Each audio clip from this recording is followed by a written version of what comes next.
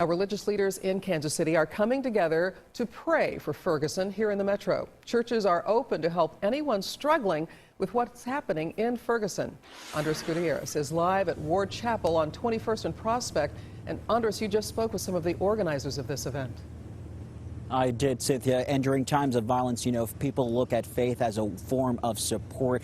In less than an hour, a dozen churches in Kansas City, Missouri will hold a vigil. Ward Chapel here on 21st and Prospect is one of them. This is also one of 5 churches in our area that ended up opening early today. Reverend Roger Jackson came in at 8 this morning, anticipating that people would need some spiritual guidance following yesterday's grand jury decision in the Michael Brown shooting. Reverend Jackson says that some of people of his 150-member congregation called him last night looking for advice, especially after seeing the rioting in Ferguson. He adds that at a time like this, faith shines through. Sometimes a house of worship is a house of peace.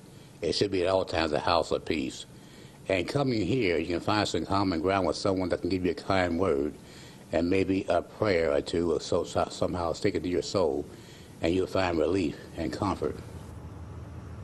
And he does expect 75 people to come to this vigil at this church. Again, one of a dozen churches in our area holding this vigil that begins at noon. Reporting live in Kansas City this morning, I'm Andres Gutierrez, 41 Action News.